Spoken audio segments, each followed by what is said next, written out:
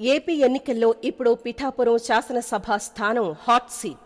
2019 ఎన్నికల్లో గాజువాక, భీమవరం స్థానాల నుంచి పోటీ చేసిన పవన్ కళ్యాణ్ 2 చోట్ల ఓటమి పాలయ్యారు.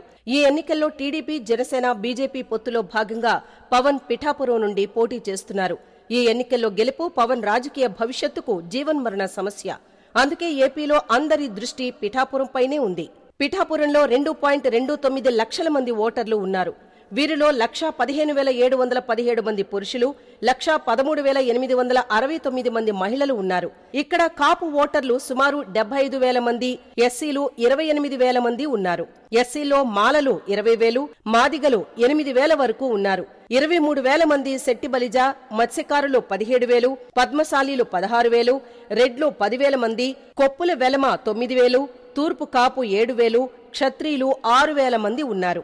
ఈ నేపథ్యంలో పవన్ గెలుపులో కాపులది కీలక పాత్ర.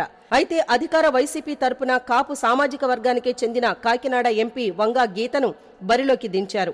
2009లో ప్రజారాజ్యం తరపున ఎమ్మెల్యేగా గెలిచిన వంగా గీత 2019లో కాకినాడ నుండి వైసీపీ ఎంపీగా గెలిచారు. పవన్ కళ్యాణ్ గెలుపు కోసం టాలీవుడ్ లో చిన్న పెద్ద నటులు, జబర్దస్త్ నటులు ప్రచారానికి దిగారు. పవన్ సోదరుడు నాగబాబు అక్కడే ఉండి ఎన్నికల వ్యవహారాలు పర్యవేక్షిస్తున్నారు. ఎన్నికల ప్రచారం ఆఖరి రోజు మెగాస్టార్ చిరంజీవి రావాల్సి ఉండగా ఆఖరి నిమిషంలో క్యాన్సిల్ అయింది. ఈ నేపథ్యంలో మరో మెగా హీరో రామ్ చరణ్ ప్రచారం చేస్తున్నారు. ఇక ఆఖరి రోజు ప్రయాణానికి వైసీపీ అధినేత, రాష్ట్ర ముఖ్యమంత్రి వైఎస్ జగన్ పిఠాపురం అభ్యర్థి వంగా గీత తరపున ప్రచారం చేశారు. పవన్ కళ్యాణ్ ఎన్నికల తరువాత అందుబాటులో ఉండడు. వంగా గీత అందుబాటులో ఉంటారు. అందుకే అందుబాటులో ఉన్నవారికే ఓటు వేయాలి అన్న చర్చ పిఠాపురంలో నడుస్తోంది. పవన్ కళ్యాణ్ బలమెంత? ఆయన తరపు ప్రచారం చేస్తున్న వారంతా స్థానికేతరులే. ఆయనతో ఉన్నవారిలో ఓటర్లు ఎంతమంది అన్న ప్రశ్నలు పిఠాపురం ఓటర్లను వేధిస్తున్నాయి. ఈ నేపథ్యంలో జనసేన జెండా పిఠాపురంలో ఎగురుతుందా?